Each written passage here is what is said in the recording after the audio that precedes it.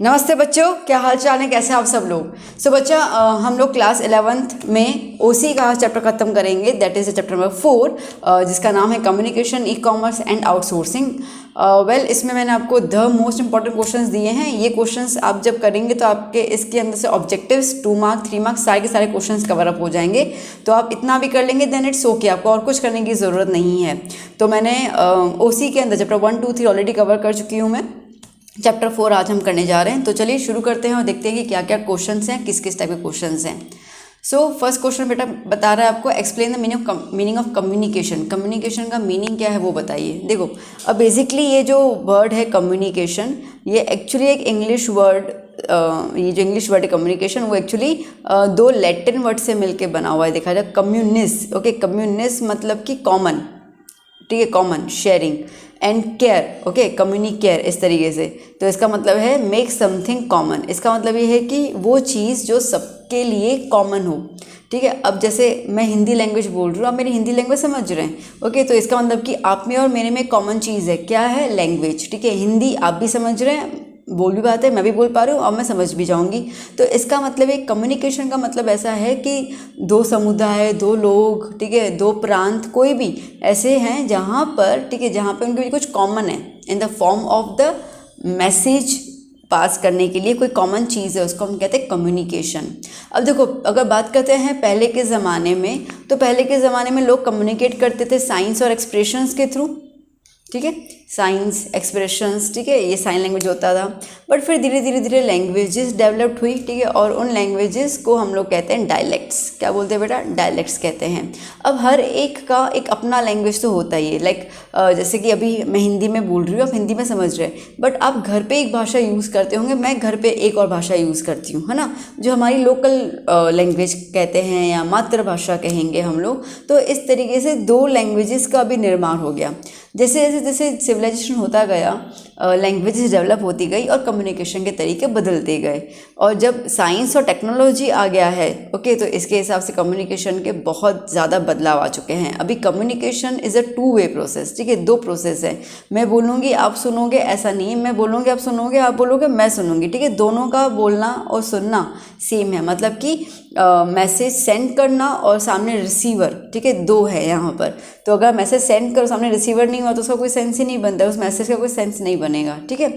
तो इस प्रोसेस के अंदर जो सेंडर है वो इन्फॉर्मेशन कलेक्ट करेगा एक प्रॉपर फॉर्म के अंदर, और वो इन्फॉर्मेशन को एक प्रॉपर मीडियम के थ्रू सामने की तरफ पहुंचाएगा। सामने की तरफ रिसीवर है जो इन्फॉर्मेशन को इंटरप्रेट करेगा, देखेगा क्या इन्फॉर्मेशन है, रिसीव करेगा और उसके बेसिस पर रिप्लाई करेगा। बहुत सिंपल सी बात है, ठीक है। जैसे आप मुझे कमेंट करते हैं तो कमेंट तो आप लाइक जब जैसे अभी मैं आपकी तरफ जो भी मैसेज पहुंचाती हूँ थ्रू द वीडियो, ठीक है, तो मैं पूरा इन्फॉर्मेशन कलेक्ट कर रही हूँ, उसको एक प्रॉपर तरीके से आपके सामने पेश कर रही हूँ। अब आप रिसीवर हैं, आप उस सारे इन्फॉर्मेशंस को अच्छे से आप देखते हैं, रिसीव कर रहे हैं, और फिर आप मुझे क्या कर रहे हैं, आप मुझे रिप्लाई दे रहे हैं अकॉर्डिंगली। अब जैसे कि आप मुझे वीडियो के थ्रू रिप्लाई नहीं दे पाएंगे, तो आप मुझे रिप्लाई कैसे दे रहे हो, कमेंट सेक्शन के थ्रू, है ना। तो दैट मीन्स कि आपका कम्युनिकेशन तरीका अलग हो गया। सो इस तरीके से हम अपने इन्फॉर्मेशंस को, आइडियाज़ को, कॉन्सेप्ट्स को, फीलिंग्स को हम एक्सप्रेस कर सकते हैं एक दूसरे के साथ। तो that is called the communication. अगर हम क्लासीफाई करते हैं बेटा कम्युनिकेशन को, तो 2 टाइप के कम्युनिकेशन है, verbal communication and non verbal communication. बहुत सिंपल सी बात है। वर्बल मतलब कि मैसेज सॉरी इन्फॉर्मेशन या कोई मैसेज जो है, ठीक है, वो हम ट्रांसमिट करते हैं using the words of any language, ठीक है। एक लैंग्वेज के तरीके से आप और हम एक दूसरे से बात कर रहे हैं, आप अपने पेरेंट्स से बात करेंगे, अपने दोस्तों से बात करेंगे थ्रू द ओरल फॉर्म, ठीक है। तो वर्बल कम्युनिकेशन रिटन या ओरल दोनों में बोला जाता है। तो वर्बल कम्युनिकेशन के अंदर वर्ड्स का सिलेक्शन बहुत ज़्यादा ज़रूरी है, ठीक है, क्योंकि वर्ड्स का सिलेक्शन जो है वो आपको हेल्प करेगा सेंटेंस को प्रॉपर तरीके से फ्रेम करने में, सो दैट वो एग्जैक्टली मीनिंग बता पाए कि वो क्या है। मैं आपको एग्जांपल दूं, आप शायद समझ सकते हैं।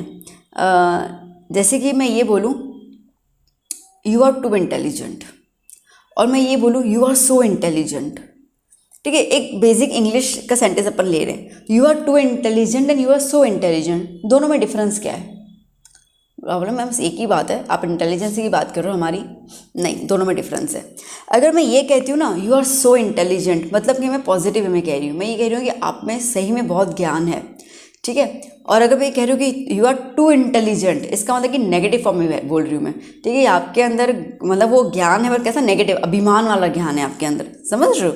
ओके, तो दैट मीन्स कि सिर्फ टू और सो वर्ड्स सो यूज़ किया स्टेटमेंट के अंदर तो पूरा मीनिंग बदल गया, नेगेटिव और पॉजिटिव तरीके का फॉर्म आ गया, है ना। बात क्लियर हुई? थोड़ा मैंने इंग्लिश इसलिए दिया आप बिकॉज हम यहाँ पे बातचीत की बात कर रहे हैं ना, दैट्स वाई, ठीक है। तो करेक्ट वर्ड्स प्रॉपर तरीके से बोलना बहुत बहुत ज़्यादा ज़रूरी है, लिखना बहुत ज़्यादा ज़रूरी है, ठीक है। तो जब आप एक मैसेज को क्रिएट करते हैं कम्युनिकेशन के लिए, तो आपको एक प्रिंसिपल दिमाग में रखना है। क्या है प्रिंसिपल?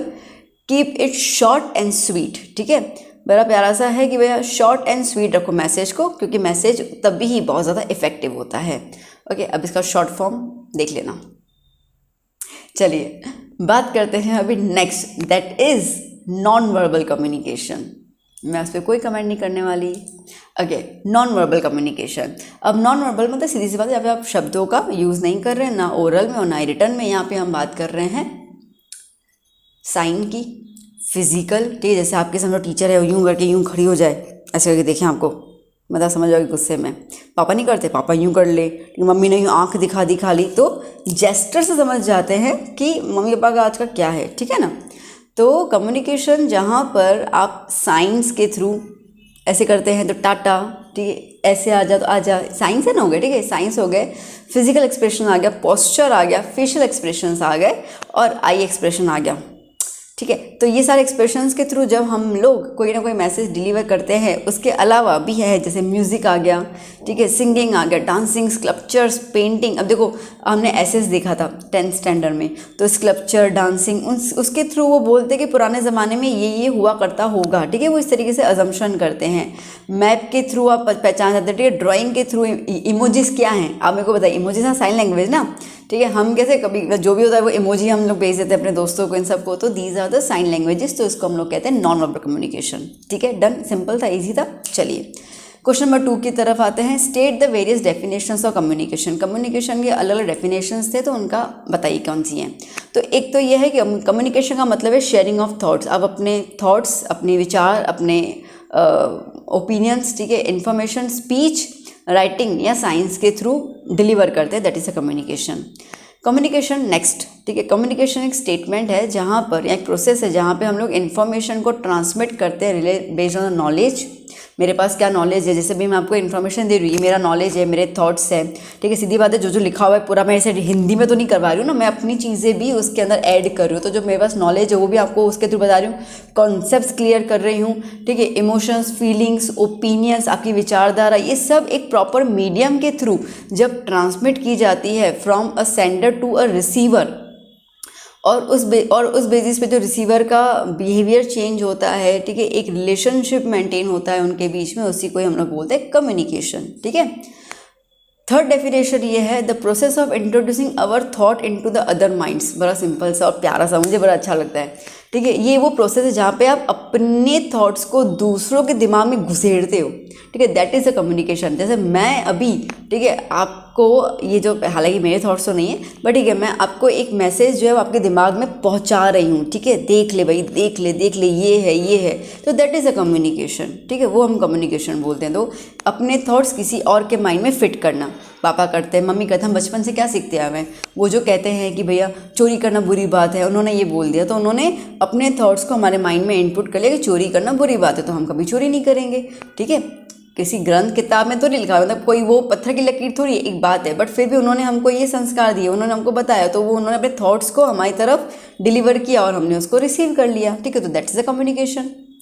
चलिए नेक्स्ट क्वेश्चन, थर्ड क्वेश्चन क्या कह रहे हैं बच्चा, state the advantage of e commerce. E commerce के एडवांटेजेस दो। देखो ई कॉमर्स मतलब कि इलेक्ट्रॉनिक कॉमर्स, मतलब जो आजकल ऑनलाइन थ्रू हम लोग चीज़ें खरीदते और बेचते हैं, okay. So basically e commerce has made buying, selling, delivery of goods, services, making payment quite easy, ठीक है, पेमेंट बहुत ईजी हो गया है, फास्ट हो गया है बेस्ड ऑन ट्रेडिशनल मेथड्स। दूसरा ये है कि टाइम सेव हो जाता है, मनी भी सेव हो जाती है, ठीक है, धक्के खाने की ज़रूरत नहीं है, तो टाइम सेव हो जाएगा, ओके। रिक्शा में जाकर या गाड़ी लेकर पेट्रोल का खर्चा करने की ज़रूरत नहीं है, आप ऑनलाइन बैठे बैठे सब कुछ घर पे मंगवा सकते हो, तो पैसा, टाइम, मनी दोनों सेव हो जा रहे हैं। One can buy and sell goods and services any time, ठीक है, किसी भी टाइम पे कहीं से भी, ठीक है। आप अगर यहाँ पे बैठे हो अपनी जगह पे, आप अपनी जगह से दुनिया के किसी भी जगह पे आप अपने सामान को बेच सकते हो या खरीद सकते हो, ठीक है। आपको कोई भी फिजिकल शॉप की ज़रूरत नहीं है यहाँ पर। तो फिजिकल शॉप की ज़रूरत नहीं, तो रेंट बच जाएगा, लाइट का बिल बच जाएगा, लोगों के क्या बोलते हैं सैलरीज देने की ज़रूरत नहीं है। अरे यहाँ तक कि अपने को एक चाय वाले को और एक वॉचमैन को रखने की ज़रूरत नहीं है। तो कितने सारे पैसे बच गए देखा जाए तो, ठीक है। ई कॉमर्स की वजह से यहाँ पर बहुत सारे काम बहुत आसानी से हो जाते हैं। मार्केटिंग, ठीक है, डिलीवरी, फ़ोन कॉल्स आप अटेंड कर सकते हो, पोस्ट एंड प्रिंटिंग एक्सेट्रा, ये सब चीज़ें बहुत रिड्यूस हो गया, ठीक है। मार्केटिंग के लिए आप बहुत इजीली चैनल्स के थ्रू मार्केट कर सकते हैं, तो जिसकी वजह से टाइम, एफर्ट और ट्रांसपोर्टेशन का बहुत खर्चा बच जाता है। और इसमें सर्विस भी कैसी होती है, बेटर और क्विक, ठीक है, फटाफट हो जाती है। कम्युनिकेशन फास्टर हो गया है इंटरनेट की वजह से, एंड एज अ रिजल्ट जो इश्यूज़ कस्टमर को आते थे regarding the price, quality etcetera, वो भी बहुत जल्दी सॉल्व हो जाती है। आप कोई भी चीज़ मंगवा रहे हो, आपको नहीं समझ में आ रही है, आप रिटर्न, ठीक है, नहीं समझ में आई है, एक्सचेंज कर लो या पैसे रिफंड कर लो, बहुत ईजी है। आप किसी दुकानदार के पास जाओगे ना, वहाँ पे लिखा होता है नो रिफंड नो एक्सचेंज, ठीक है, ऐसे ऐसे वो लिख देते हैं, मतलब कि ज़बरदस्ती आपको मतलब खरीद लिया तो आपके माथे पर गया। यहाँ पे तो वही नहीं है, ठीक है। आप इजीली उसको अगर रिटर्न भी नहीं है तो आप एक्सचेंज तो कर ही सकते हैं, ठीक है। तो ये चीज़ अपने के लिए बहुत ईजी हो जाती है। डन ना। चलिए, अब ई कॉमर्स के बहुत सारे मॉडल्स आते हैं, एक एक करके मॉडल की डिस्कस करते हैं हम लोग। एक रहेगा right a short note on B2C customer, ठीक है बेटा, B2C कस्टमर मॉडल। B2C मतलब कि बिजनेस टू कस्टमर। इसमें क्या होता है, बिजनेस टू कस्टमर के अंदर एक बिजनेसमैन है, मतलब कि जो चीज़ें बेच रहा है, सेलर एक कॉर्नर में, और दूसरे कॉर्नर में कस्टमर है जो चीज़ें खरीद रहा है, ठीक है। सेलर जो है, जो बेचने वाला है, वो एक वेबसाइट बनाता है, जैसे बोट, एप्पल, सैमसंग, इनकी वेबसाइट्स बनी हुई हैं, ठीक है। आप उन वेबसाइट्स पे जाइए, वो इंटरनेट पे रखता है वो, और वहाँ पे वो अपने प्रोडक्ट्स को डिस्प्ले करता है, ठीक है। बहुत सिंपल सी बात है, आप वहाँ पे जाके उनके वेबसाइट्स पे जाकर आप उनके प्रोडक्ट्स देख सकते हैं, क्या क्या प्रोडक्ट है, ठीक है। उसके अंदर सबको लिखा होगा, उनके कॉन्फ़िगरेशन लिखे होंगे, उनका प्राइस लिखा होगा, ईच एंड एवरीथिंग। जो कस्टमर है वो प्रोडक्ट्स देखता है वहाँ पे, अगर उसको पसंद आता है तो वो ऑर्डर प्लेस करता है खुद ही, okay. And once the seller receives the order, अब जैसे उसको नोटिफिकेशन होता है कि इस बंदे ने ये ऑर्डर प्लेस किया है, तो जो प्रोडक्ट होता है वो कस्टमर की तरफ पहुंचाया जाता है। इस पर कोई होलसेलर नहीं है, कोई कमीशन एजेंट नहीं है, कोई रिटेलर नहीं है, ठीक है, कोई भी बीच में आदान प्रदान करने वाला नहीं है। अब यहाँ पे जैसे कि अमेज़ॉन, फ्लिपकार्ट, ऐसे ऐसे कुछ कंपनीज हैं, ओके, जो आपको ऑनलाइन शॉपिंग प्रोवाइड करती हैं। B2C मॉडल काफ़ी ज़्यादा प्रिवेंट है, लाइक बहुत ज़्यादा इजी है, क्विक है, ठीक है, सेल्स भी बहुत अच्छे से हो जाती है, परचेज ट्रांजेक्शन्स भी हैं इसके अंदर, online banking, railway ticket booking, ये बहुत एग्जांपल्स हैं इस B2C बिजनेस मॉडल के। फिर बात करते हैं B2B, मतलब कि बिजनेस टू बिजनेस, यहाँ पे कस्टमर की बात नहीं हो रही, ठीक है, बिजनेस टू बिजनेस। अब यहाँ पर दोनों पार्टीज जो हैं बेटा कैसे हैं, बिजनेसमैन है, ठीक है। अब सीधी बात है, यहाँ पे एक बिजनेसमैन सेल कर रहा है अपने प्रोडक्ट को दूसरे बिजनेसमैन के पास, ठीक है, एक बिजनेसमैन दूसरे बिजनेसमैन के पास प्रोडक्ट बेच रहा है। फॉर एग्जाम्पल कि एक बिजनेसमैन है, उसने अपना वेबसाइट बना दिया फॉर द कस्टमर्स, ठीक है, और would like to design a brochure for advertising his products, ठीक है। On the other hand, there is a businessman whose company does the activity of designing websites, brochures and etc. for the clients. समझ में आया नहीं? चलो मैं फिर से बता रही हूँ, सुनो। जैसे कि मेरा बिजनेस है, ठीक है, ये मेरा बिजनेस चल रहा है। अब मुझे मेरे बिजनेस के लिए डिज़ाइनर्स लाइक ब्रोशर्स वगैरह बनवाने हैं। वेबसाइट भी तो बनती है ना, वेबसाइट तो बनती है, ठीक है। वेबसाइट मैं खुद तो बनाऊंगी नहीं, मुझे एक वेबसाइट बनाने वाले वेबसाइट डेवलपर के पास जाना पड़ेगा, सॉफ्टवेयर डेवलपर के पास, ठीक है। तो मैं वहाँ पे गई, तो मैं उसके लिए क्लाइंट बनी, कस्टमर नहीं हूँ, क्लाइंट हूँ, ठीक है। तो मैं उसके पास क्लाइंट के तौर पे गई, मैंने कहा कि मुझे मेरे वेबसाइट में ये चीज़ें चाहिए, ठीक है, और मुझे बना के दीजिए, ओके। तो वो मुझे बना के देंगे। अब फिर उस वेबसाइट से मैं अपने प्रोडक्ट्स को बेचूंगी, तो मैं गई कस्टमर के पास, तो ये जो डीलिंग हुआ सॉफ्टवेयर डिज़ाइनर का और मेरा, या वेब डेवलपर का और मेरा, ये B2B बिजनेस हुआ, ठीक है, बिजनेस टू बिजनेस हुआ। बात आई समझ में, ठीक है। अगेन जैसे मुझे समझो कि अपने लिए एक ऐप बनवानी है, ठीक है, मुझे ऑनलाइन टीचिंग लेनी है, मुझे उसके लिए ऐप बनवानी है। आपको पता होगा बहुत सारे लोग अभी ऐप्स वगैरह लेके बैठे हुए हैं अपनी अपनी यूट्यूब चैनल्स के, तो ऐप बनानी है, वो ऐप बनाएंगे यहाँ पर। तो सिमिलरली जिसको वो काम देंगे वो B2B हो गया, ठीक है, उसकी भी कंपनी है, वो भी बिजनेसमैन है, मैं भी बिजनेस चला रही हूँ, तो दोनों का बिजनेस आ गया। अब बात समझ में आ गया ना कि B2B बिजनेस कैसे डील करता है, ठीक है। So when two businessmen come in contact online, तो हम उसको बोलते हैं B2B ट्रांजेक्शन्स, ठीक है, क्लियर हुआ, ईजी सा, ओके अब आज के टाइम में बेटा जब जैसे दुनिया बदल रही है, इतनी ज़्यादा फास्ट हो गया और बेसिकली हर एक चीज़ एक दूसरे के ऊपर इंडिपेंडेंट इंटरडिपेंडेंट हो गई है। तो B2B ट्रेडर्स जो है वो बहुत ज़्यादा फास्ट होने लगा है आजकल। ठीक है, अभी आपने देखा होगा कि बहुत सारे बोल like we are hiring content creator, we are hiring this one, we are hiring photographer, videographer. तो बिजनेस टू बिजनेस डील हो रहा है ना यहाँ पे। ठीक है, तो बात इस तरीके से आती है। सो B2B suppliers, distributors, other mediators come in contact, और बहुत सारे बिजनेसेस जो हैं वो इस तरीके से सर्विस प्रोवाइड करते हैं दूसरे बिजनेस को। नाउ आई थिंक आपको क्लियर हो गया क्या है इसका मतलब। ठीक है, चलिए अब चलते हैं नेक्स्ट पॉइंट। अब आता है कस्टमर टू कस्टमर मॉडल। ठीक है, क्या बात कर रहे हैं अपन, कस्टमर टू कस्टमर। अब ये कैसे होता है, देखो इसको C2C मॉडल कहते हैं। C2C मॉडल के अंदर एक कस्टमर जो है वो डायरेक्टली दूसरे कस्टमर को कॉन्टैक्ट करेगा, कोई मीडिएटर नहीं है इसके अंदर। Any internet user becomes a seller and any one becomes a buyer. ठीक है, कोई भी सेलर बन सकता है, कोई भी खरीदार बन सकता है। ओके, सिंपल सी बात है। तो बेस्ट एग्जांपल अगर बात करते हैं eBay.com, OLX.com।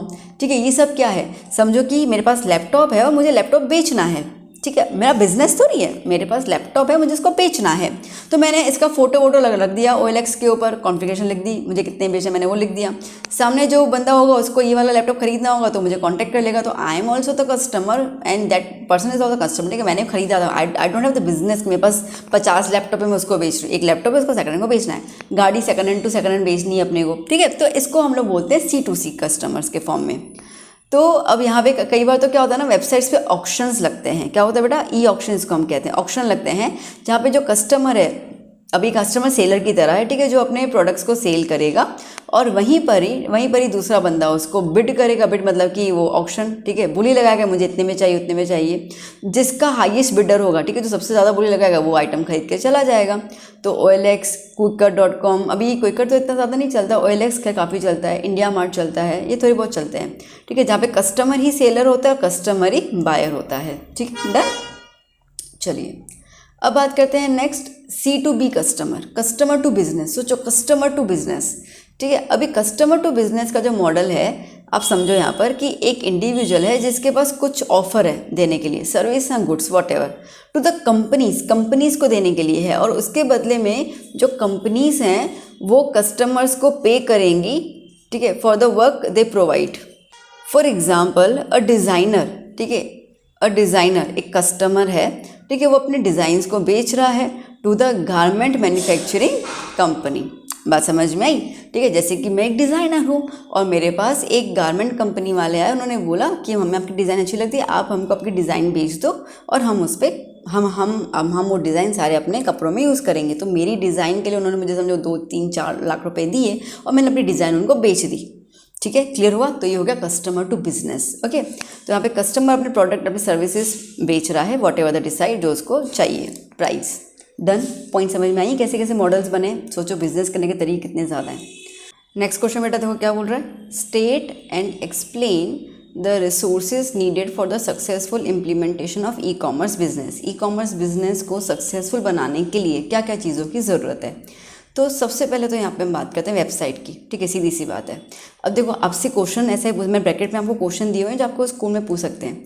Explain the need of a website in e commerce. अगर ऐसा कोई क्वेश्चन आता है तो आपको ये इसमें आंसर लिख के आना है। ठीक है बेटा, तो देखो क्या बोल रहा है यहाँ पर ये कि हर ट्रेडर और बिजनेसमैन की तरह एक प्लेस तो, एक एड्रेस तो चाहिए होता है ना। चलो फिजिकल दुकान तो नहीं है हमारे पास, बट हमारे पास ई दुकान तो है, आई मीन ई कॉमर्स का तो है। तो ई कॉमर्स पे भी एक एड्रेस तो होना ज़रूरी है। ठीक है, तो वो एड्रेस वो बताता है जहाँ से वो बंदा अपना बिजनेस ऑपरेट कर रहा है। तो ऑनलाइन की दुनिया में उस एड्रेस को हम लोग बोलते हैं वेब एड्रेस या वेबसाइट। ठीक है, जो आपने देखा होगा www. जैसे कि अपने गुजरात बोर्ड की वेबसाइट है ना www.gscb.org, जहाँ पे अपना आप रिजल्ट देख लेते हैं, है ना। तो उस तरीके से ये वेबसाइट्स होते हैं। ठीक है, तो इसके लिए देखो नाम क्या है, वेबसाइट। तो साइट, वेब मतलब कि वेब मतलब कि internet, okay, world wide web, okay, और साइट मतलब कि प्लेस। तो उसकी दुकान यहाँ पर है। ओके, द फर्म क्रिएट्स इस वेबसाइट, एक फर्म अपनी वेबसाइट क्रिएट करता है और वर्ल्ड वाइड, ठीक है, और अपने कस्टमर्स को पहुँचा देता है, भाई ये मेरी वेबसाइट है, आप यहाँ पे आके अपने प्रोडक्ट्स को देखो, खरीदो, बताओ। ये कोई फिजिकल और जोग्राफिकल लोकेशन तो नहीं बताता है, सीधी सी बात है, ठीक है। आपको वहाँ से ये नहीं पता चलेगा कि ये कहाँ पर है, ठीक है, जम्मू है, कश्मीर है, केरला है, वो नहीं पता पड़ेगा। बट हाँ, ये एक तरीके का लोकेशन है जो इंटरनेट पे पता चलता है, ठीक है। तो ये एक लोकेशन इंटरनेट का, तो समझो एक इंटरनेट एक दुनिया है और उस दुनिया में एक जगह है जो हमारा वेबसाइट, जहाँ पे हम अपना बिजनेस करते हैं, ठीक है। विच कंटेन वन और मोर वेब पेजेस, जो आप इंफॉर्मेशन यूजर्स को दे सकते हैं। उसके अलावा दूसरी चीज़ की क्या ज़रूरत है, कंप्यूटर भी चाहिए और कनेक्टिविटी भी चाहिए, ठीक है। अ पर्सन और a firm engaged in the e commerce activity need to have the computer, computer की ज़रूरत है यहाँ पे। हालांकि आजकल मोबाइल फ़ोन से ज़्यादा स्मार्ट हो गए, बट फिर भी कंप्यूटर का एक अलग ही फॉर्म रहता है, ठीक है, क्योंकि प्रोडक्ट्स का सब कुछ लिंकिंग वगैरह देना, तो कंप्यूटर होना चाहिए, उसके साथ इंटरनेट कनेक्शन होना ही चाहिए। अगर आज मैं कहीं पर भी ऑर्डर प्लेस करूँ तो सामने वाले को इंटरनेट तो होना चाहिए कि मेरे को वो उसको नोटिफिकेशन मिले कि भाई यहाँ से आपको ऑर्डर प्लेस हुआ है, ठीक है, और वो परचेजिंग और सेल्स सब कुछ वहाँ से देख सकता है। Person also needs to conduct several other e activities on his computer for continuity his the online business, ठीक है। तो बहुत सारे ई कॉमर्स के फॉर्म्स तो होते ही हैं। फिर तीसरा होना चाहिए क्रेडिट या डेबिट कार्ड। पेमेंट कैसे करोगे, ठीक है, COD भी है, बट जनरली अपन ये मान लेते हैं कि भैया क्रेडिट और डेबिट कार्ड तो होना ही चाहिए। पहले के टाइम में तो ये होता था, अभी उसके बाद फिर COD का चलान आ गया, क्योंकि लोगों को ट्रस्ट कम होता था, क्योंकि नया नया आया था ना, तो लोगों को ट्रस्ट नहीं होता था कि भैया हमने पैसे दे दिए और सामान नहीं आया तो हमारे पास। तो फिर धीरे धीरे कंपनी ने COD का फॉर्म लिया, like okay, on the spot delivery, like delivery and the पैसा देना। मैं COD का फुल फॉर्म क्यों भूल गई, कैश ऑन डिलीवरी, हाँ, ठीक है। तो नॉन डेबिट एंड क्रेडिट की बात कर लेते हैं हम लोग। तो ई कॉमर्स के अंदर जो बायर और सेलर होते हैं, देखो कॉन्टैक्ट फेस टू फेस तो कभी आते नहीं है, इसके लिए seller always has a threat, ठीक है। अब सेलर को डर रहता है कि भैया बायर जो है वो प्रोडक्ट खरीद ले और पैसे ना बेचे तो, और बायर को डर रहता है कि मैं चीज़ें, भाई मैंने पैसे दे दिए और मेरे को चीज़ें ना आई तो इस प्रॉब्लम को सॉल्व करने के लिए बायर जो है वो अपना क्रेडिट कार्ड यूज़ करता है to make the payment. In case अगर उसको लगता है कि वो चीटेड फील हो रहा है तो वो बैंक को बोलेगा 7 दिन के अंदर की पेमेंट जो है वो स्टॉप कर दो, देने की ज़रूरत नहीं है। तो इसके लिए कार्ड जो है वो यहाँ पे ई कॉमर्स में बहुत ज़्यादा इंपॉर्टेंट रोल प्ले करने लगा था, ठीक है। और बेसिकली बताओ ना, यहीं से ही डेबिट और क्रेडिट कार्ड्स का बहुत ज़्यादा चलन स्टार्ट हो गया लोगों की लाइफ में। Next question, state the stages through which a person decides to buy or sell the product through e commerce, ठीक है। अब मतलब कैसे बंदा डिसाइड करेगा कि मुझे खरीदना है कि बेचना है। सबसे पहले आता है, सबसे पहला स्टेज आता है प्री बाइंग स्टेज। भाई पहले सोच तो लो खरीदना है कि नहीं खरीदना है, या बंदा सोच तो ले कि ये प्रोडक्ट को बेचना है कि नहीं बेचना है। तो इस स्टेज के अंदर जो बायर है वो प्रोडक्ट इन्फॉर्मेशन के पूरा रीड करेगा जो भी उसके वेबसाइट पे लिखा हुआ है सेलर के, और जब उसको पसंद आएगा, if he likes the product, फिर वो जाएगा सेकंड स्टेज पर। सेकंड स्टेज क्या है, कंडीशंस, कि भैया सेलर ने क्या कंडीशन रखी हुए हैं, वारंटी कितनी है, गारंटी कितनी है प्रोडक्ट के ऊपर, ठीक है, टर्म्स एंड कंडीशंस क्या है वो देखना पड़ेगा, ठीक है। टर्म्स कंडीशन जैसे देखो बहुत सारे ऐसे होते हैं प्रोडक्ट जिस पे लिखा आता है नो रिटर्न ओनली एक्सचेंज, ठीक है। बहुत सारे होते हैं कि 7 डेज़ का रिटर्न आपको देते हैं, बहुत से 15 दिन का आपको रिटर्न देते हैं, है ना। तो ये सब चीज़ें भी हैं। तो क्या कंडीशन दे रहा है वो बायर चेकआउट करेगा। अब फिर आएगा थर्ड स्टेज के ऊपर। थर्ड स्टेज में जो इन्फॉर्मेशन बायर को दी जाती है अबाउट द प्रोडक्ट, जैसे कि समझो कि one can by using the credit और डेबिट कार्ड। फिर आपको आएगा कि भाई आपको कैसे पेमेंट करना है, क्रेडिट डेबिट कार्ड से, इंटरनेट बैंकिंग है, या तो कैश ऑन डिलीवरी। मैंने कहा ना अभी तो कैश ऑन डिलीवरी भी आ चुका है, ओके। अब कैश ऑन डिलीवरी अगर आप देखोगे तो वो थोड़ा सा, कभी आप देख रहे हैं कैश ऑन डिलीवरी कोई चीज़ मंगवाएं उसको थोड़ा डिले करेगा पेमेंट में, ठीक है, मतलब कि उसको आने में थोड़ा लेट हो जाता है। बट जैसे ही अगर आप ऑनलाइन वाला ले लेते हो तो उसमें पेमेंट भी बहुत जल्दी हो जाता है, क्विक हो जाता है, और प्रोडक्ट भी आपके पास जल्दी डिलीवर हो जाते हैं। तो ये 3 स्टेजेस से जो बायर है वो ऑर्डर प्लेस कर सकता है, ठीक है। नेक्स्ट क्वेश्चन, ईजी है ना चैप्टर, ईजी है, कुछ है नहीं, हल्का फुल्का ही जो आप करते आ रहे हो ना अपने। आजकल तो तुम लोग कितने हैबिचुएट हो गए हो चीज़ों को मंगवाना ही करना, बस वही चीज़ चल रही हो तो क्या ही है। Okay, now explain the various modes of payment that a customer can use, ठीक है। कौन से पेमेंट्स हैं, तो एक तो रहेगा COD, ठीक है, जहाँ पे कस्टमर जो है वो तभी पे करेगा जब उसको प्रोडक्ट रिसीव हो जाएगा। चेक होता है, अब चेक नहीं चलता, मतलब अपन अभी नहीं यूज़ करते क्योंकि हमारे पास नेट बैंकिंग और UPI पेमेंट इतनी ज़्यादा हो गई कि अभी हम लोग वो वाला तो बहुत कम ही यूज़ करते हैं, ठीक है। तो under the cheque system the seller sends his person at a customer's place, ठीक है, वो अपने बंदे को वहाँ पे भेजेगा, भैया चेक कलेक्ट कर, और फिर जाके ऑर्डर उसका प्लेस होगा। The seller then deposit the cheque in his account. एक बार चेक क्लियर हो जाएगा तो वहाँ से प्रोडक्ट जो है वो बेचा जाएगा, ठीक है। पहले था बट अब तो बिल्कुल नहीं है ये। फिर आता है transfer through the net banking, ठीक है। अब जो बैंक्स होते हैं और जो सेलर है वो दोनों कस्टमर्स को फैसिलिटी प्रोवाइड करते हैं कि भैया आप ना सेलर्स के अकाउंट में इंटरनेट के थ्रू जो है वो डायरेक्टली पैसे जमा कर सकते हो। इस सिस्टम के अंदर सेलर का अकाउंट जो है वो ऑटोमेटिकली बैंक के वेबसाइट के साथ कनेक्टेड होता है, जहाँ पे उसको पैसे मिल जाते हैं। फिर आता है क्रेडिट एंड डेबिट कार्ड्स, ठीक है। क्रेडिट और डेबिट्स को अपन बोलते हैं प्लास्टिक मनी, ठीक है। फिजिकल मनी तो है नहीं, ना सिक्के हैं ना नोट है, प्लास्टिक मनी है, ठीक है। While making the payment through the cards, bank जो है वो क्रेडिट देता है कस्टमर को, आई मीन बायर को, कि भैया सिमरन जी अपनी ज़िंदगी, ठीक है। तेरे को जितनी शॉपिंग करने का टेंशन क्यों ले रही है, मैं बैठा हूँ ना, ठीक है। वो आराम से अपने कार्ड्स के डिटेल्स वगैरह यूज़ करके, स्पेशली तो मैं इसके लिए क्योंकि हम लाइक लड़कियाँ बहुत ज़्यादा शॉपिंग करती हैं, ठीक है। तो बायर जो है वो कार्ड्स के डिटेल्स जो है वो सेलर को देगा और the bank pays on to the seller, ठीक है, on the behalf of the buyer, ठीक है। तो लाइक मेरे बदले बैंक ने उसको पैसे दे दिए और फिर then bank then adds this amount to the buyer's account and sends him a statement, बोला कि भाई देख ये तेरा 10,000 का बिल मैंने भर दिया है, ओके। और फिर बायर को बैंक को लिमिटेड टाइम पीरियड में वो देना पड़ता है। जैसे कि उन्होंने बोला कि देख मैं तेरे को 30 दिन तक का दे रहा हूँ, बैंक मुझे कह रहा है 30 दिन है, तो 30 दिन का पूरा पैसा 10,000 मैंने तेरे पे खर्च किए, तो मेरे को भर के दे दे, ठीक है। तो 10,000 में वॉट एवर द अमाउंट, ठीक है, अपने को उनको लिमिटेड टाइम जो भी दिया होता है वो उस तक अपन को पहुँचा देना पड़ता है। If the buyer buys using debit card, credit की बात थी, अगर डेबिट कार्ड हो तो डेबिट में तो कुछ है ही नहीं, तो डेबिट में तो मेरा ही बैंक का बैलेंस है, ठीक है। मेरे बैंक में अगर 15,000 है, उसमें मैंने 10,000 शॉपिंग करी, तो वो मेरे बैंक से 10,000 ऑन द स्पॉट टक कट गए, ठीक है। बैंक खाली वो पैसे उस तक मतलब मेरे अकाउंट से निकाल के उसके अकाउंट में पहुंचाएगा, खुद का नहीं देगा। क्रेडिट में बैंक अपना खुद का पैसा देता है मेरे बिहाफ पे, ठीक है। So buyer can only buy only till the bank balance is available, simple. चलिए फिर आता है डिजिटल कैश, ठीक है। तो डिजिटल कैश क्या होता है? The digital cash is a system of purchasing cash credit from the bank, storing the credit in your computer in a bank software and spend while purchasing electronically over the internet. In this sense digi cash जो है उसको हम कहते हैं ई currency, जो सिर्फ और सिर्फ साइबर स्पेस में ही अवेलेबल है। समझे नहीं समझे? देखो डिजी कैश जो है वो बेसिकली कैसा होता है, डिजिटल कैश सिस्टम जो परचेजिंग क्रेडिट्स के लाइक बैंक के थ्रू, बट ये कैसा हो रही है, बीच में आया था बिटकॉइन आया था और क्या बोलते थे अपन, बिटकॉइन आया और क्रिप्टो कॉइन्स जो होते हैं ना, तो वो डिजी कैश में आता है, ठीक है। अब अगेन ये ई करेंसी कहते हैं हम लोग उसको, ठीक है। तो आप इसके थ्रू भी ट्रांजेक्शन्स कर सकते थे, no doubt, but again the condition is there कि अगर मेरे पास बिटकॉइन है, सामने वाले के पास भी बिटकॉइन होना चाहिए, वो चीज़ का रहता है, ठीक है। That is a digital cash, वो कभी आपको हाथ में नहीं आएगी, वो बैंक टू बैंक अंदर ही अंदर वो घूमती रहती है, ठीक है। देखो digital cash is not a physical money, मतलब वो आपके हाथ में आएगा, हम देख नहीं पाओगे। The customer pays real physical money to the bank, ठीक है। कस्टमर जो है वो रियल फिजिकल मनी बैंक को देता है कि वो डिजिटल कैश उसके अकाउंट में जमा कर दे। The bank then provides the buyer e cash or say digital cash from the in the form of credit.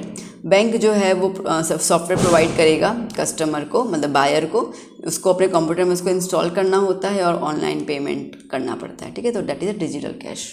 जो मैंने आपको क्रिप्टो करेंसी बोला वो इट्स जस्ट पार्ट, ये बहुत बड़ी चीज़ है, ठीक है। वो थोड़ा सा अलग है, बट आपको थोड़ा समझो कि डिजिटल कैश जो होता है फिजिकल पैसा नहीं होता है, ठीक है। चलिए बात करते हैं next question. Mention the ways to safeguard ourselves against the risk associated with the online shopping, ठीक है। अब ऑनलाइन शॉपिंग में तो देखो धोखेधड़ी तो बहुत होती है और आजकल तो फ्रॉड का ज़माना ही है, ठीक है। सबके सब फ्रॉड करने में लगे पड़े रहते हैं, तो भैया तुम कैसे खुद को बचा सकते हो? सबसे पहली point, the seller should verify the customer's identity and address when he fills and registers the form. आपने देखा होगा कि जैसे आप मिंत्रा, फ्लिपकार्ट, अमेज़ॉन, कोई भी आप जब वेबसाइट्स ओपन करते हैं और आप उसमें जब ऑर्डर प्लेस करना चाहते हैं तो उसके पहले आपके पूरे डिटेल्स आते हैं, ठीक है। आपसे पूरा आपका नाम दे दो, आपका फ़ोन नंबर डालो, ये डालो, ऐसे 3-4 डिटेल्स आते हैं और आपको वो पूरा रजिस्टर फॉर्म फिल करना पड़ता है। The customer should purchase from the reliable websites only, ये बात हुई सेलर की। अब हम ना ऐसी कोई वेबसाइट पे नहीं जाए जो कभी पता ही नहीं हो, ठीक है। बचपने में क्या हो जाता है, बच्चे होते हैं ना, तो उनको ऐसा लगता है कि अच्छा ये वेबसाइट है। अब 1000 ऐसी वेबसाइट है जो मतलब ढोगली है, मतलब कुछ है ही नहीं उसके अंदर, फेक वेबसाइट्स हैं। तो रिलायबल वेबसाइट्स के पास ही जाओ। Order history of buyer must be checked, ठीक है। जो बायर है ना उसकी पूरी हिस्ट्री चेक करो कि भैया कितने ऑर्डर थे, क्या थे। बहुत सारे ऐसे आते हैं, अभी तो इंस्टाग्राम वगैरह पे न जाने कितने स्पॉन्सर्स आपको ऐसे देखने को मिलते हैं, ठीक है। तो भैया वो देखना पड़ेगा कि भैया हम उसको भाई उसकी हिस्ट्री क्या है। तो बहुत सारे लोग ना फीडबैक्स ये वो डालते रहते हैं, तो आप वो हिस्ट्री चेक कर सकते हैं। One should have a proper antivirus, ठीक है। एंटीवायरस सॉफ्टवेयर आपके मोबाइल में और कंप्यूटर में स्टोर होना ही चाहिए ताकि आपके बाकी डेटा जो है वो वहाँ पे ट्रांसफ़र ना हो। ठीक है। One should not Surf unreliable websites को कभी सर्फ नहीं करना चाहिए। जैसे मैंने कहा ना कि आपके डिटेल्स कैसे भी चले जाएंगे। जैसे आपको पता है कि एक कभी अभी बीच में आया था OTP की वजह से, खाली OTP वो लोग शेयर कर रहे हो जो आया था OTP, किसी को बताना मत, ठीक है, कि खाली OTP दे दो, आपका पूरा का पूरा अकाउंट का डिटेल उनके पास पहुंच जाता है और आपका पूरा पैसा वो निकाल देते हैं। तो थोड़ा ध्यान दे के करना पड़ जाता है। One should be careful by placing the information such as the email, address, phone number, bank details, password, ये सब आपको बहुत ज़्यादा ध्यान रखना पड़ता है। इसके लिए कहा जाता है कि टाइम टू टाइम अपने पासवर्ड्स को चेंज करते रहो, ठीक है। One should provide the information, ठीक है। बाकी सारी इन्फॉर्मेशन आपको तभी प्रोवाइड करें जब आपको लगता है नेसेसरी है, अदरवाइज लगे कि नहीं है तो आपको छोड़ देने का उसको। Next question, what do you mean by the outsourcing? Outsourcing क्या होता है बताओ, ठीक है, बता देते हैं। देखो, जब एक कंपनी या individual hands over some of its process और वर्क्स टू अनदर कंपनी और प्रोफेशनल ग्रुप, उसको हम कहते हैं आउटसोर्सिंग। समझे नहीं समझे? इसका मतलब है कोई एक कंपनी या कोई एक बंदा, ठीक है, किसी और कंपनी के लिए या किसी कोई प्रोफेशनल ग्रुप के लिए काम कर रहा है तो उसको हम आउटसोर्सिंग कहते हैं, ठीक है। जैसे कि अब दोनों कंपनीज जो है ना वो एक एग्रीमेंट साइन करेंगे और डिसाइड करेंगे कि क्या काम करना है, कैसे पेमेंट देना है, क्या टर्म्स होंगे, क्या डिलीवरी टाइम होगा, सब कुछ। आउटसोर्सिंग जो है वो कंपनी के अंदर भी हो सकता है या कंपनी के बाहर भी हो सकता है, ठीक है। मैं आपको एग्जांपल दूं, आप समझ जाओगे इस एग्जांपल से। देखो, आउटसोर्सिंग आप पता है कस्टमर कैसे फ़ोन आते हैं, ठीक है, या आपको ऐसे, आप तो कभी छोटे आपको इतना होगा ना कि पापा से पूछना उनको कस्टमर कैसे कॉल आएंगे, कोई ना कोई उनके पास बैंक का होगा, ठीक है, तो उसमें से कॉल आएगा कि हम आपको ये लोन प्रोवाइड कर सकते हैं, ठीक है, ये फैसिलिटी आपको दे सकते हैं, ये कर सकते हैं। तो ये आउटसोर्सिंग हुआ। कई बार तो कैसे रिजॉर्ट्स वगैरह होते हैं, उनके मेंबरशिप्स बेचने के लिए, बड़े बड़े होटल्स होते हैं, उनके मेंबरशिप बेचने के लिए कॉल आता है कि ये बड़ी अच्छी होटल है, इसका मेंबरशिप खरीदो एंड ऑल दैट। आउटसोर्सिंग हो गया ये, ठीक है। इसको एक तरीके का हम लोग कंपनीज़ जो हैं वो टाइप कर लेंगी। आज जैसे कि मेरी कंपनी है, ठीक है, और मैंने फॉर एग्जांपल, ठीक है, चलो मेरी एक कंपनी है जो एडवर्टाइजिंग का काम करती है और मैंने ताज के साथ टाइप कर लिया मेरी कंपनी ने, और ताज ने बोला कि ठीक है, आप मेरे मेंबरशिप जो है वो ये कैटेगरी की मेंबरशिप आप मेरे को सेल करके दो। मैंने अपने बंदे को लगा दिया, फ़ोन दे दिया, मैं चलो फ़ोन पे बात करते जाओ, बात करो, मेंबरशिप की अच्छी अच्छी उनको बताओ और सेल कर लो। तो उन्होंने मुझे काम दिया और मैं उनको काम करके दे रही हूँ, तो that is a outsourcing. Point समझ में थोड़ी बहुत, ठीक है। अब आउटसोर्सिंग का मतलब क्या होता है? देखो, जब लार्ज कंपनीज होती है स्पेशली वो ये काम करती हैं, ओके, तो large company source small works so that they can focus on the main activity, ठीक है। अभी ये मेंबरशिप बेचना ही वो उनकी छोटी छोटी बात है, तो वो बोलेगा तुम कर लो इसको, ठीक है, तुम कर लो, तो वो बड़े बड़े कामों पर फोकस करेंगे, छोटे छोटे काम जो होंगे वो उनके लिए कोई ना कोई कंपनी हायर कर देंगी। अब ऐसी कंपनी जो होती हैं उनका मेन उनका काम जो होता है वो उनको कोई इंफ्रास्ट्रक्चर है ये सब नहीं चाहिए, ठीक है, उनको कोई ज़रूरत नहीं, बस वो काम लेंगे, टारगेट दोगे आप उनको, वो उसमें ख़त्म करके आपको काम दे देंगे। टू सेव कॉस्ट, यहाँ पे कॉस्ट बच जाता है। जैसे मैंने आपसे कहा, एक कंपनी है वह may have a source call centre activity है, ठीक है, प्रोडक्शन मार्केटिंग एक्टिविटी है, प्रोडक्ट इंस्टॉलेशन आ गया, ठीक है, कंप्यूटर्स के इंस्टॉलेशन की ज़रूरत है। आफ्टर सेल्स जो सर्विस देनी होती है तो हम नहीं देंगे, वो हमारे आफ्टर सेल्स वाले सर्विस सेक्टर वाले देंगे, ठीक है। रिसर्च एंड डेवलपमेंट वाले अलग होते हैं, एनालिटिकल एक्टिविटीज़ वाले हो गए। तो ये कुछ ऐसे लोग हैं जिनको हम हायर कर सकते हैं। हायर मतलब कि अपने कंपनी में नहीं बिठाना, उनको काम दे देना, वो काम करके आपको पूरा डेटा रिपोर्ट करके ले देंगे, that is a outsourcing work, ठीक है। उसमें हमें कुछ करने की ज़रूरत है, we have to just give the money and the time and the content कि भाई अपने को ये काम चाहिए, ठीक है बेटा। चलिए, अब BPO क्या होता है? देखो, जब एक कंपनी अपने बिजनेस एक्टिविटीज़ को कॉन्ट्रैक्ट बेसिस पर दूसरी कंपनी को हैंड ओवर कर लेती है, उसको हम कहते हैं business process outsourcing, that is the BPO, ठीक है। जैसे कि मैंने कहा कि कॉल सेंटर्स, डेटा एंट्रीज, ये जो है ना ये थोड़े आउटसोर्सिंग वाले काम होते हैं टू रिड्यूस द एक्सपेंडिचर। अब आप उसको अपने जगह पे बुलाओ और बिठा के बोलो तुम फ़ोन करो, तो वो बंदा आपसे सैलरी लेगा, ओके, रोज़ महीना आने की, इन सब की। आप ये काम किसी और को दे देते हो तो आप एक कॉन्ट्रैक्ट साइन कर लेते हो कि ठीक है भैया, ठीक है, ये 1 साल कॉन्ट्रैक्ट है, इसमें तेरे को इतना ज़्यादा काम करके देना है। आउटसोर्सिंग जो है वो आजकल बहुत ज़्यादा पॉपुलर है, क्योंकि देखो वो बहुत कम पैसों में बहुत अच्छा काम करके देते हैं, स्पेशली इंडिया और चाइना के अंदर तो बहुत ज़्यादा होता है, ठीक है। बहुत सारे कंपनीज कॉल सेंटर्स जो हैं वो सेटअप कर लेती है ताकि वो sales, after sales, online assistance जो है वो कस्टमर्स को प्रोवाइड कर पाए। बात आई समझ में, ठीक है। समझो, मैं आपको एग्जाम्पल देती हूँ। जैसे कि आपने ना सैमसंग की कंपनी का AC खरीदा और आपने उसको इंस्टॉल कर दिया, ठीक है। अब आपने ख़रीदा सैमसंग से, उसके बाद जब सर्विसिंग की बात आती है, इंस्टॉलेशन की बात आती है, तो वो सैमसंग वाले नहीं आते हैं, ठीक है। उन्होंने अपना काम किसी को दे के रखा हुआ है, ठीक है। कि अब तुम जाओगे और तुम जाके इंस्टॉल करके आओगे, ठीक है। जो साल भर में समझो कि 2 सर्विसेज फ्री होती हैं, वो उनको दे दे कि तुम करके आओ, ठीक है। और पूरे साल भर का पैसा तय है, भाई हम आपको इतना पैसा देंगे ये सारा काम करने के लिए, तो दैट इज़ आउटसोर्स। बीपीओ भी एक तरीके का इस तरीके से फॉर्म है। अब देखो बीपीओ में क्या हो गया, आपको कोई इंफ्रास्ट्रक्चर सेटअप करने की ज़रूरत नहीं है, उनके लिए कोई अलग से आपको ऑफिस बनाने की ज़रूरत नहीं है, तो कॉस्ट बच गया उसका, ठीक है। Building, data entry, marketing survey, इन सब का कुछ ये सब एक्टिविटीज़ बार बार से हो जाएंगी। आपका इस पर रहेगा कि आप कंपनी आपकी जो है ना भाई, आपकी कंपनी सैमसंग है, तो उनका काम है कि भैया मैं प्रोडक्ट्स अच्छे बनाऊँ, एसी बना दूँ, मोबाइल्स बना दूँ, टीवी बना दूँ, ये मैं अच्छे प्रोडक्ट बनाऊँ, तो वो अपने प्रोडक्ट्स पे काम करेगी। एडवर्टाइजिंग करना, सेल्स करना, ये करना, वो सबको काम बांट देगी, ठीक है। तो उनका जो सीनियर लेवल एम्प्लॉय होता है वो सारे के सारे काम देख लेगा, मतलब मैनेजर को बोलेगा तुम काम देख लो ये सारे के सारे, ठीक है। और कोर एक्टिविटीज़ जो है वो मेन वो संभालेंगे। इससे क्या होता है ना, एफिशिएंसी बढ़ जाती है। कैसे? By outsourcing a professional company a business can take benefit of the rich experience, ठीक है। वहाँ के बंदे जिनको ये काम दिया है वो एक्सपीरियंस है इन सब चीज़ों में, उनको पता है कि आपके प्रोडक्ट को कैसे लोगों को बेचना है, उनको पता है कि आपके प्रोडक्ट को किस तरीके से उनको क्या बोलते कस्टमर्स की तरफ पहुँचाकर उनको सर्विस दिलवानी, ये करना है, तो ईच एंड एवरीथिंग, तो वो इन सब चीज़ें माहिर है, ठीक है। तो वो बिज़नेस जो है वो आपका ऑटोमेटिकली क्या हो जाएगा, अच्छा हो जाएगा, because they have the expertise for all this companies. एक टाइम होता था जहाँ पे बीपीओ का बहुत डिमांड होता था, अभी भी है, बट वो तो नया नया चलन आया था बीपीओ का, ठीक है। तो आपको शायद पता होगा कॉल सेंटर्स का एक बहुत आज से लाइक 40 साल पहले की बात होगी, ठीक है, 25 साल पहले की, तो बीपीओज़ का बहुत ज़्यादा डिमांड आ गया था।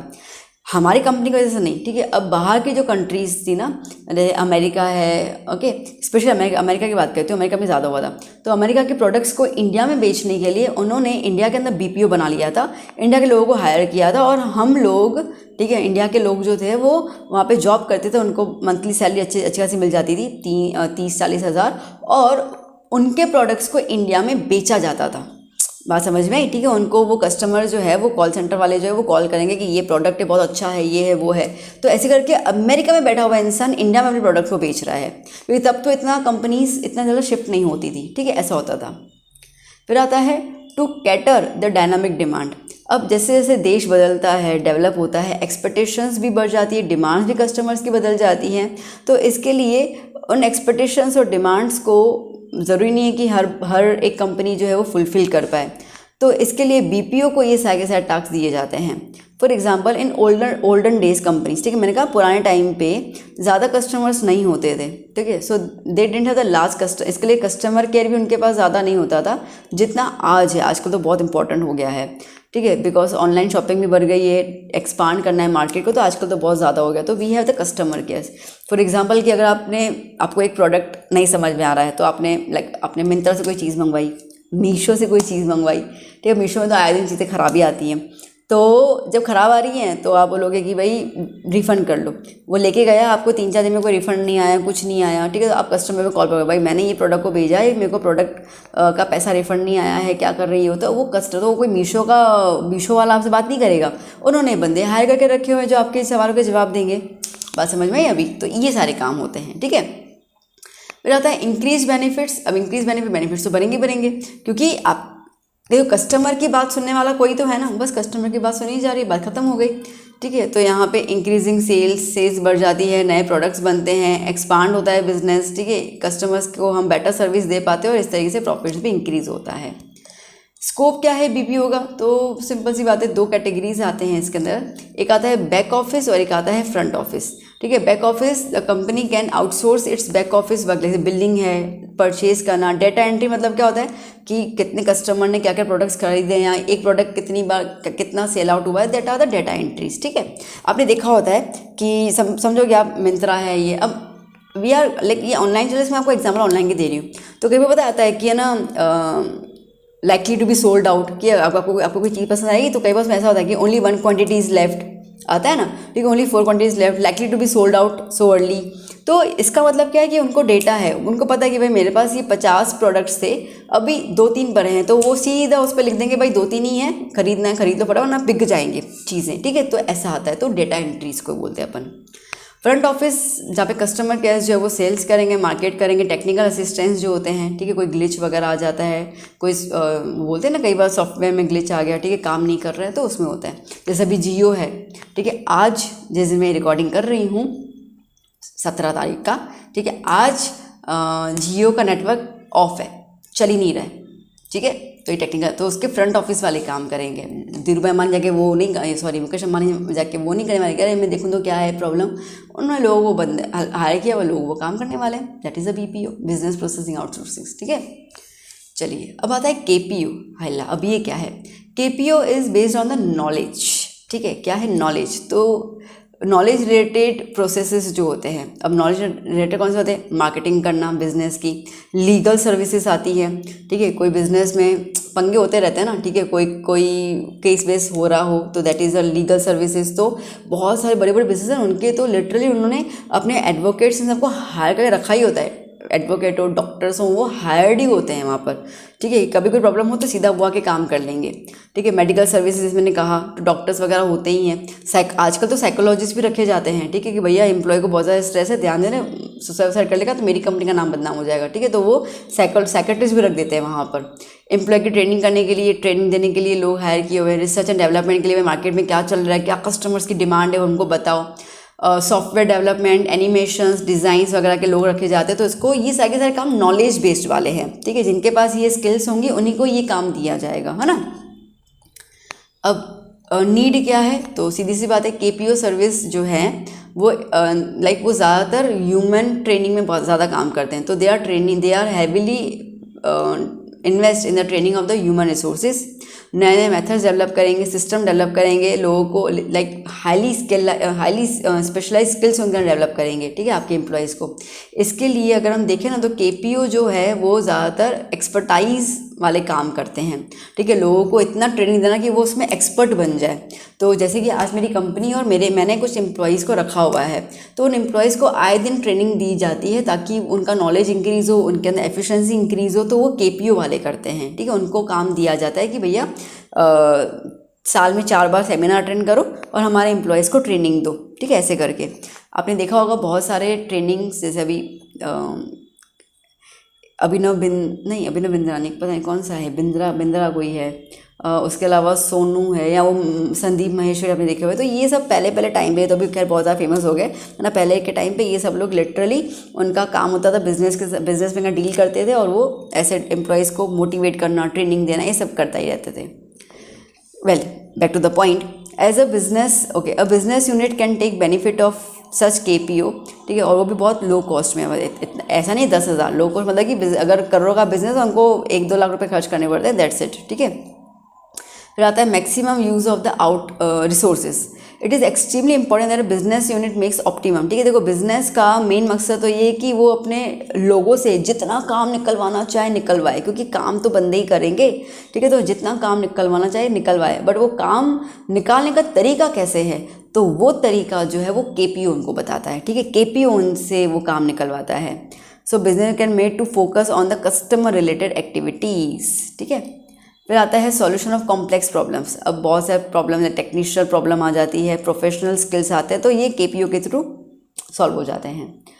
Proper attention of the principal, ठीक है, बिजनेस का मेन फंक्शन क्या है, बिजनेस क्या काम करना चाहता है उस पर ध्यान दो। For example, if a school outsource it's work like computer, ठीक है, computer laboratory setup, computer education, तो वो उसका मेन फोकस होगा टीचिंग पे। अब देखो पॉइंट समझो, एक स्कूल है, स्कूल में मेन काम क्या है? टीचिंग देना, पढ़ाना, ठीक है। तो जो मेन आपके सब्जेक्ट लाइक इको है, OC है, अकाउंट्स है, स्टेट्स है, उनके टीचर्स को हायर करना। अब सुनना मेरी बात को, अब बहुत सारे स्कूल्स के अंदर आजकल स्मार्ट बोर्ड्स आ गए हैं, है ना, प्रोजेक्टर्स आ गए हैं। तो प्रोजेक्टर स्मार्ट बोर्ड तो वो टीचर को आएगा नहीं, जो अकाउंट्स ले रहा है उसको तो ये इतना आएगा नहीं। तो क्या करेंगे वो लोग, एक कंप्यूटर टीचर रख देंगे, ठीक है, या तो जिसको नॉलेज होगा इन सब सॉफ्टवेयर्स के लिए, हार्डवेयर हो सॉफ्टवेयर हो, तो उसको हायर कर लेंगे। कभी कुछ ग्लिच आती है, कुछ प्रॉब्लम आती है, तो वो बंदा वो देख लेता है। ज़्यादातर तो कंप्यूटर टीचर रखा जाता है, वही सारे के सारे काम कर लेता है। बट अगर if the school is very advance तो वो लिटरली से लोग रख देते हैं, ठीक है। अगर साइंस की लेबोरेटरीज़ है, केमिस्ट्री की, फिजिक्स की, तो वहाँ पे लैब असिस्टेंट्स होता है। आपने कभी नाम सुना होगा, अपने स्कूल में अगर साइंस हो तो आप देखना उनके लैब असिस्टेंट्स होते हैं। तो ये सारा का सारा काम मतलब कि क्या बोलते हैं, एक्सपेरिमेंट्स स्टार्ट करने से पहले वो सब चीज़ें वहाँ पे जमा देते हैं, ये कर लेते हैं, वो सब उनका काम रहता है। तो ये आउटसोर्सिंग, वो टीचर को नहीं बोलेंगे भाई तुम ये काम कर, टीचर ही काम करेगी तो पढ़ाएगी क्या बच्चों को, टाइम कैसे वहाँ पे होगा। तो काम बांटा जाता है, ठीक है ना। फिर आता है कैपिटल का अच्छा यूज़ होना, मतलब इतना पैसा लगाया है भाई, इतना पैसा लगाया तो पैसा अच्छे से यूज़ तो होना चाहिए, ठीक है। फिर आता है एक्सपेंडिचर का खर्चा कम हो जाता है, यस बेसिकली सीधी सी बात है। Decrease expenditure is a principal, ठीक है। अब बेसिकली क्या होता है कि बिजनेस यूनिट जैसे होते हैं तो वो ज़्यादातर इन्वेस्ट करेंगे अपने मेन कोर बिजनेस के अंदर, इसके अंदर नहीं है। जैसे मैंने कहा कि कंप्यूटर का टीचर रख दिया या तो टेक्नीशियन रख दिया, तो उसकी सैलरी कितनी भी 10-12 हज़ार है, ठीक है, 10-12 हज़ार में वो रख देंगे। या तो फिर उसको उस पर रखेंगे, भाई जब भी ख़राब होगा तुम आके अपना वो लेके जाना, जब ख़राब होता है वो बंदा आके लेके चला जाएगा अपना जो भी 1-2 घंटे का या विजिटिंग का जो चार्ज होगा। तो ऐसे खर्चा कम हो जाता है, ठीक है। और प्लस लोगों का टाइम नहीं वेस्ट होता, रिस्क कम हो जाता है। Competition, market, government policies, industrial laws बढ़ते जाते हैं, आए दिन बढ़ते जाते हैं वो, ठीक है। तो जिस बंदे के पास नॉलेज है इन सब चीज़ों को लेकर, जैसे मैंने कहा मार्केटिंग के बारे में, ठीक है, लीगल प्रोसीजर्स, R&D, ये सब चीज़ें जो हैं वही सब लोग देखते हैं, ठीक है। जैसे फॉर एग्जांपल मैं बताऊं तो फेयर एंड लवली क्रीम आती थी पहले, तो उस पर एक लड़की ने केस कर लिया कि भैया मैं तो गोरी बनी नहीं, मैं तो फेयर ही नहीं हुई, 4 साल से इसको मैं लगा रही थी। तो आपने क्लेम कैसे किया है कि तुम ना फेयर हो जाओगे। तो अब कोई फेयर एंड लवली के मालिक ने आके वो केस नहीं लड़ा होगा, ठीक है। एक तो उनका एडवोकेट था, उसने पूरा का पूरा झमेला सुलझा दिया। फिर ऐसे कोई लोग थे जिन्होंने समझो क्रीम बनाई थी, तो वो केमिकल्स बनाने वाले जो फार्मेसी के लोग होंगे, ये सब होंगे, उनका पूरा का पूरा हुआ। एंड देन फाइनली जो मैटर सॉर्ट आउट हो गया। तो इसका मतलब कि कंपनी का मालिक बहुत ज़्यादा टीडियस काम होता है ना, बहुत ज़्यादा परेशानी वाला कि भैया उसका आना ज़रूरी है तभी वो आते हैं, वरना तो नहीं आते। तो वो अपने बिजनेस पे ध्यान देते हैं। उसने क्या किया, ठीक है जो तुमको पैसा चाहिए लो कंपनसेशन, नाम फेयर एंड लवली की जगह कर दिया ग्लो एंड लवली, बात ही खत्म। तो अब ये आपको ये नॉलेज आपको लगता है कि वो बिजनेसमैन के पास वाले के पास होगा ना, ये नॉलेज होगा इन KPO वालों के पास, ठीक है। उन्होंने बोला कि सर फटाफट से नाम चेंज कर लो, बात ही खत्म हो गई। बात आई समझ में, मैं आपको नॉलेज दे रही हूँ बिजनेस को लेकर, ये सब चीज़ें होती है। तो KPO आज के टाइम में बहुत ज़्यादा ज़रूरी है, पहले नहीं होता था पर आज के टाइम में तो बहुत ज़्यादा ज़रूरी है KPO। चलिए नेक्स्ट क्वेश्चन की बात कर लेते हैं। डिफरेंस बताने बच्चा जी हम लोगों को 20वीं सेंचुरी में कम्युनिकेशन कैसी थी और 21 सेंचुरी में कैसी है। देखो 20वीं सेंचुरी में मतलब कि 1900s के अंदर, ठीक है, 1901 से लेकर 1999 तक जो कम्युनिकेशन होता था वो पोस्ट, टेलीग्राम, टेलीफोन्स के थ्रू होता था। अभी ईमेल, मोबाइल फ़ोन्स और इंटरनेट के थ्रू होता है। टेक्नोलॉजी ज़्यादातर मोबाइल फ़ोन टेलीफोन लाइंस तक ही सीमित होती थी, ठीक है, वो घुमाने वाला फ़ोन होता था या वायर वाला फ़ोन होता था। अभी में फाइबर ऑप्टिक केबल्स आ गई हैं, आपके घर पे वाईफाई के लिए जो ऑप्टिक केबल्स आती है, सैटेलाइट लिंक्स आ गई हैं, मोबाइल टावर्स आ गए हैं, तो इनके थ्रू होता है, ठीक है। बात करते हैं तो कंप्यूटर वहाँ पे ज़्यादातर जो गवर्नमेंट ऑफिसेज थी उनमें ही यूज़ किया जाता था, प्राइवेट बहुत कम होता है क्योंकि इतना महंगा इंटरनेट था कि कोई यूज़ भी नहीं कर पाता था। अभी तो खैर एक कॉमन मैन के पास भी पर्सनल कंप्यूटर है, लैपटॉप है, मोबाइल्स हैं, टैबलेट्स हैं, तो इजीली कम्युनिकेशन हो जाता है। जो कम्युनिकेशन का पर्पस था वो था एक्सचेंज करना इन्फॉर्मेशन को। यहाँ पे over and above exchanging the information the purpose is to obtaining entertainment, ठीक है, सोशली कनेक्टेड होना, टेक्स्ट वगैरह शेयर करना। आपको ऐसे जोमेटो से आता होगा, क्या बात है आज शाम हो गई आपने चाय नहीं मंगवाई, आता है कि नहीं आता, ऐसे मैसेजेस जोमेटो से आते होंगे, ठीक है। ये सारे जो भी ऑनलाइन है जिसमें आपने एक बार भी कुछ चीज़ें मंगवाई होंगी वहाँ से मैसेज आना शुरू हो जाते होंगे। तो ये आपको ऑडियो विजुअल फोटोग्राफी ये तरीका आ गया है बात करने का, ठीक है।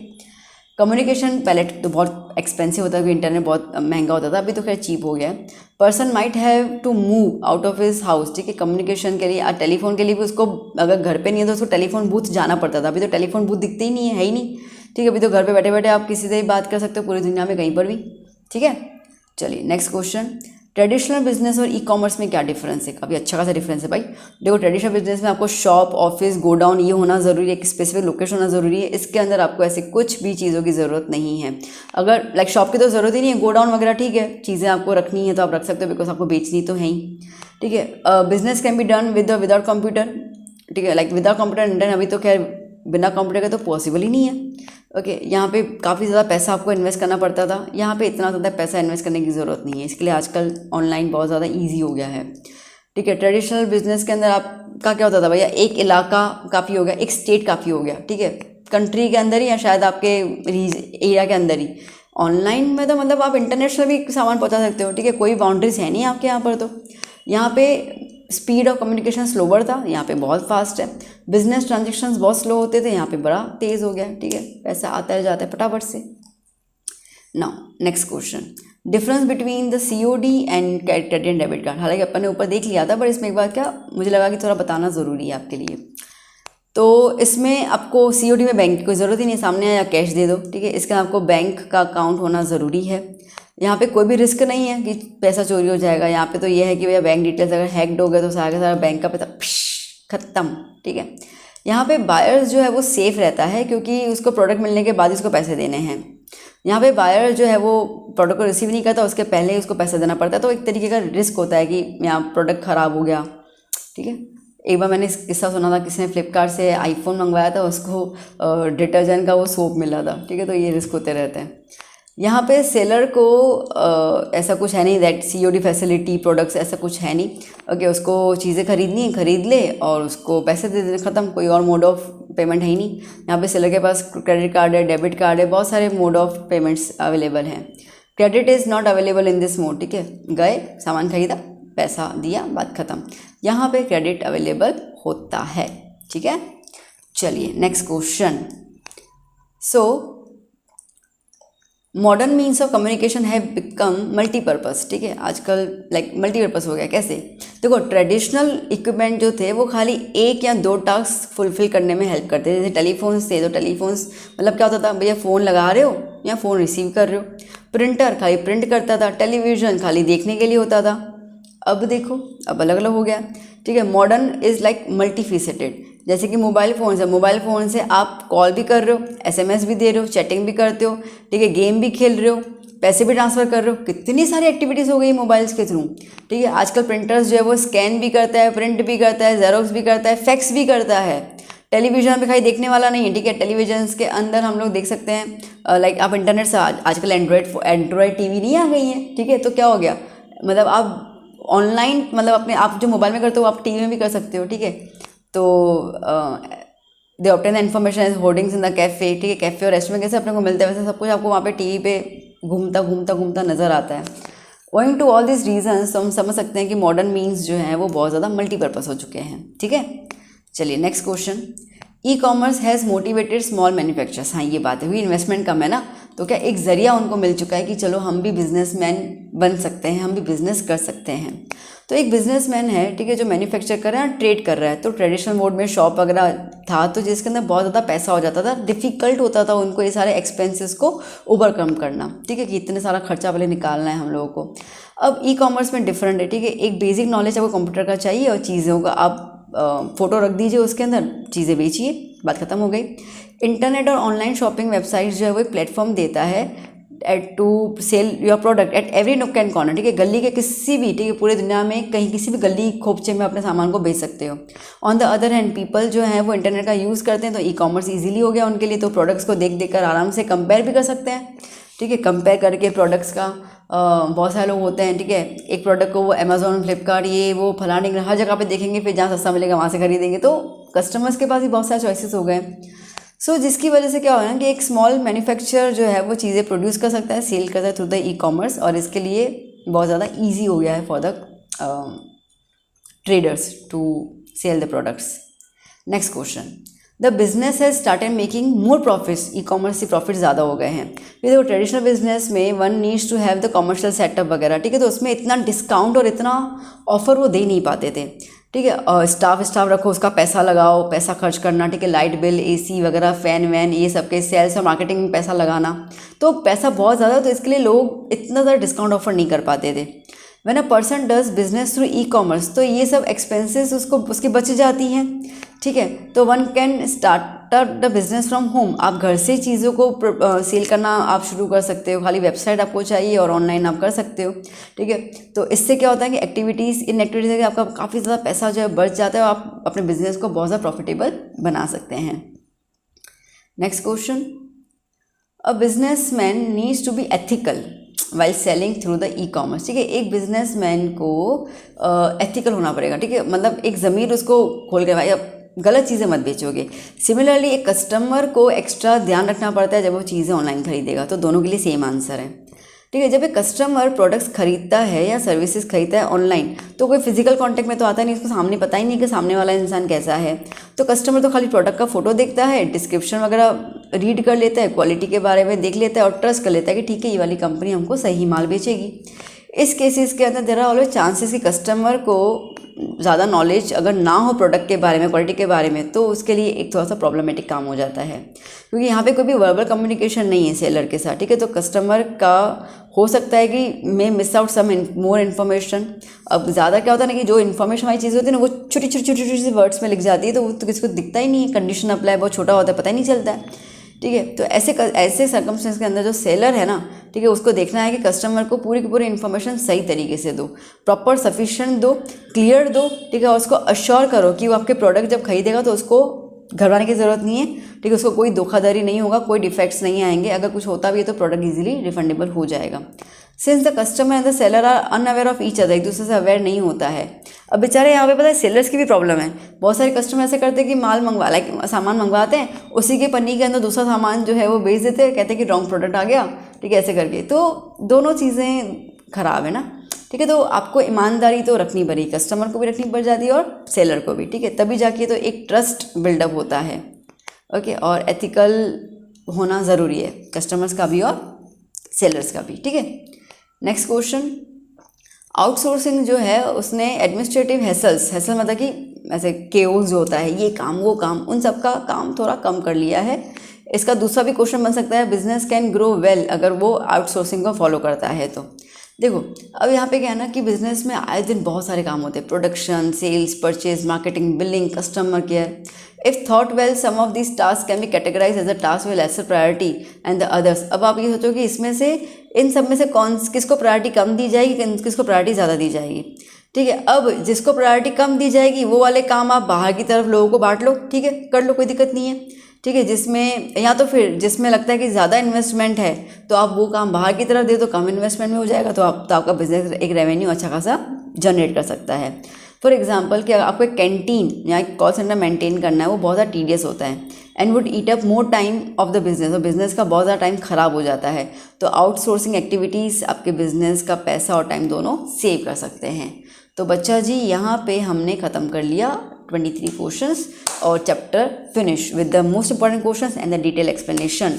तो वीडियो कैसा लगा ज़रूर बताइएगा। Do share this video with your friends and कुछ और आपको हो तो ज़रूर बताइएगा। पहले मैं कवर करूँगी आपका eco and OC, then I will move to the accounts and the stats. तो पहले मैं ये दो ख़त्म करने वाली हूँ। ठीक है, तो with in the very limited time मैं आपको पूरे दे दूँगी, बिकॉज आपका लर्निंग तब तक कंटिन्यू रहे। तो मिलते हैं अपन नेक्स्ट क्लास में। Till then keep study, keep hard working, bye bye, take care.